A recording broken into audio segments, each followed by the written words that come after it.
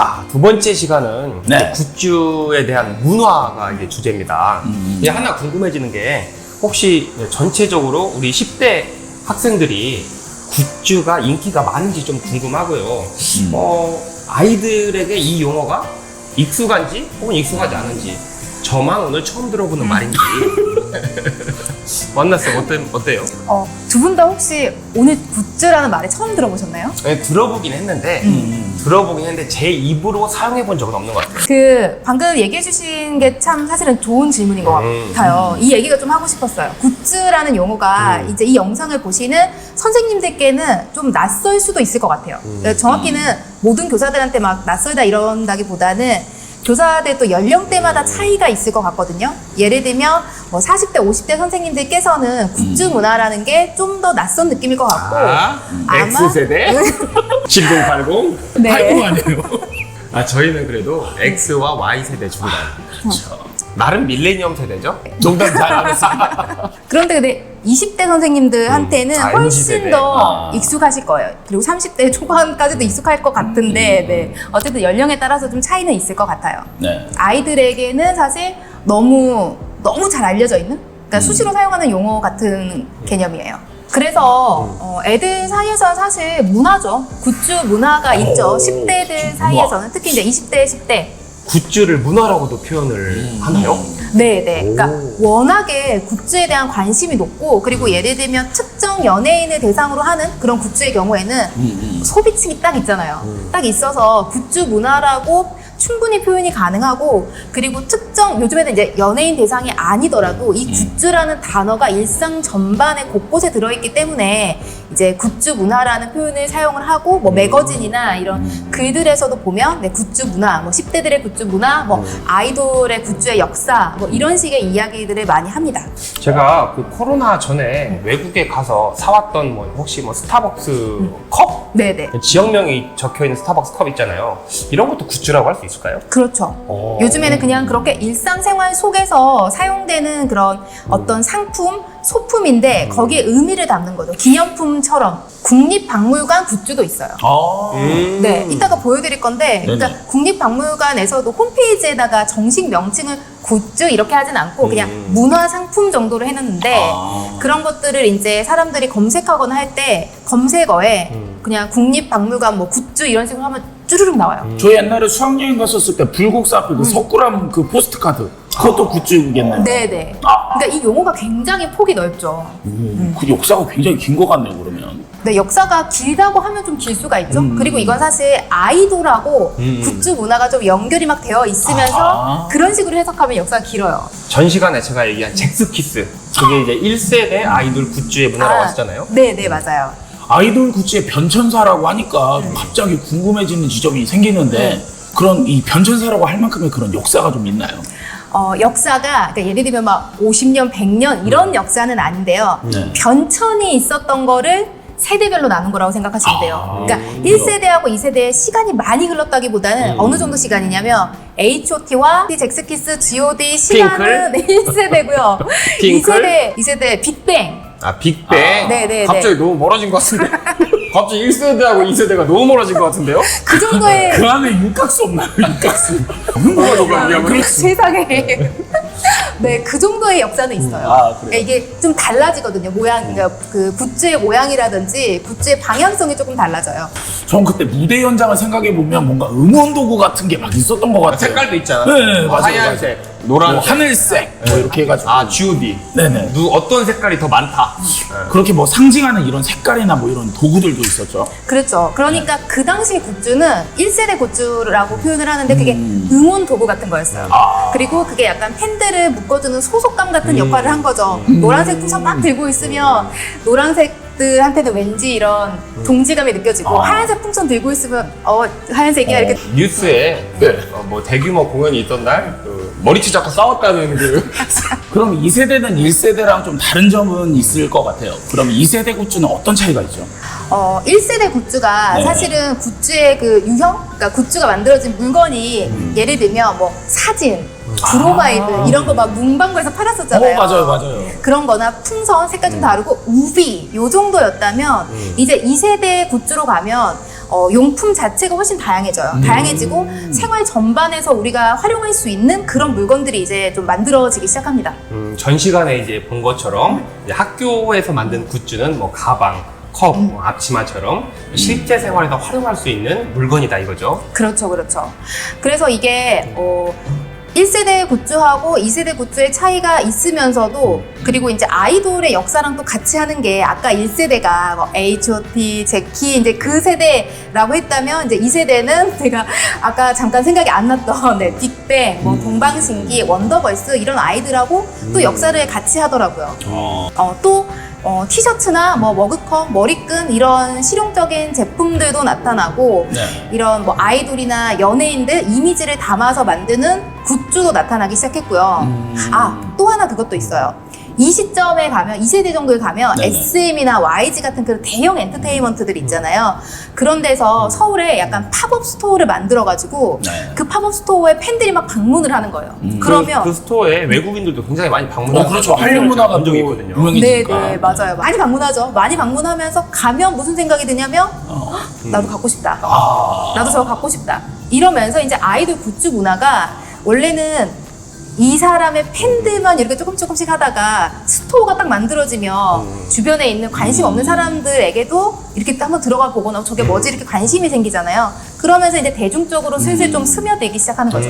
이렇게 굿즈를 부흥시키고 대중화시키는 거에 이런 연예인들이나 아이돌이 역사에 같이 함께한다는 게 참 신기한 것 같아요. 저도 예전에는 좀 몰랐어요. 잘 몰랐었고 네. 그랬는데 제가 가르친 학생들 중에서 그런 쪽에 관심을 갖는 학생들이 좀 많았고 그리고 그 중에서는 예술적인 소질을 가진 아이들 뭐 그림을 잘 그린다든지 이런 걸 하는 아이들도 있었고 네. 또 사실은 연예인 말고 만화, 애니메이션, 게임 이런 것들 좋아하는 학생들 있잖아요. 이런 게임과 같은 것들도 굿즈로 만들 수 있거든요. 저도 사실은 게임을 좋아해서 네. 제가 그 팬아트처럼 제가 하는 게임에 팬아트를 그려가지고 그걸 상품을 만들어서 막 길드 원들한테 막 이벤트 하고 네 그렇게 했었어요. 제가 담임했던 학생들은 그 일본 애니메이션의 캐릭터를 굉장히 좋아하더라고요. 맞아요. 그러면서 이제 저도 사실 그런 거 좋아하고 아이들도 제 주변에 그런 거 좋아하는 아이들이 많고 이렇게 만나다 보니까 우리가 좀 서로 영향을 받으면서 제가 아이들의 영향을 사실 많이 받았어요. 굿즈의 세계로 확 빠져든 거는 애들 때문에. 오히려 선생님이 아이들에게 영향을 받아서 굿즈를 더 좋아하게 됐다. 너무 좋은 선순환인 것 같아요. 네, 맞아요. 그러면 우리가 아직 3세대, 4세대 얘기는 안 한 것 같아요. 그래서 3세대, 4세대 이제 굿즈도 이렇게 길게 얘기했는데 아직도 2세대 좀 빠르게 가보죠. 네네. 네, 그럼 빠르게 가보면 이게 이제 저도 잘 몰랐는데 제가 굿즈의 특성, 뭐 역사 이런 거를 좀 정리를 하면서 매거진 같은 데서 의하면 3세대 굿즈의 특성은 뭐라고 하냐면 네네. 일코용 상품의 등장. 일코용? 네. 일반인 코스프레 아닌가요? 일코. 일반인 코스프레. 네, 좋은 추측입니다. 네, 맞아요. 이야, 그쵸. 일반인 코스프레. 그러니까 예를 들어서 내가 이게 이제 아이돌이나 연예인하고 좀 관련돼서 굿즈가 많이 초반에 나왔으니까 내가 어떤 아이돌의 팬인데 그 팬이란 걸 알리고 싶지 않아요, 사실. 그리고 만약에 제가 와우를 하는데 와우에 막 이렇게 이제 약간 미쳐 있었다는 걸 주변 사람한테 알리고 싶지 않아요. 덕질하는 걸 들키고 싶지 않아요. 그럴 때 일코를 한다고 표현을 하거든요. 그래서 이제 뭐 방금 얘기하신 것처럼 나의 취미 생활, 뭐 덕질 이런 거에 막 몰입하면 그런 덕질이라고 하잖아요.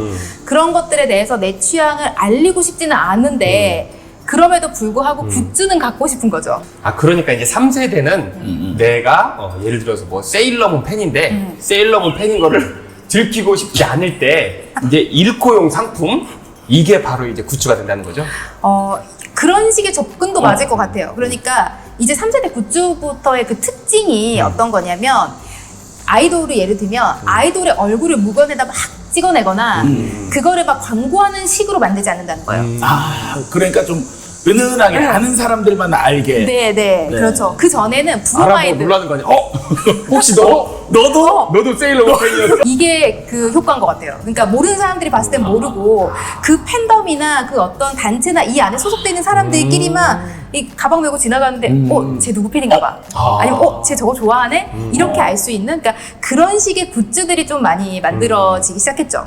그리고 그 YG에서 2013년에 출시한 곰인형 캐릭터가 있거든요. 그래요? 이게 이름이 크렁크예요. 크렁크인데 이게 3세대 굿즈의 대표격이라고 얘기하기도 해요. 그렇군요. 이게 왜 그러냐면 그러니까 YG랑 고민형이랑 별로 매치가 안 되는 그러게요. 맞아요, 맞아요. 그리고 특히 이게 고민형이 뭐 YG에 소속되어 있는 어떤 가수를 직접적으로 표현하고 있는 건 아니거든요. 뭐 예를 들면 YG에 누가 있죠? GD의 모습을 딴 그런 고민형 이런 게 아니고 그냥 YG에 소속되어 있는 여러 아티스트들의 그냥 이미지를 가지고 있는 그냥 고민형인 거예요.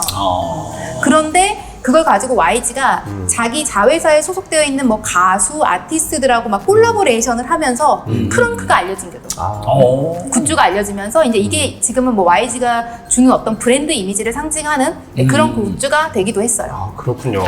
자, 그러면 이제 마지막 4세대 굿즈. 4세대 굿즈는 뭔가요?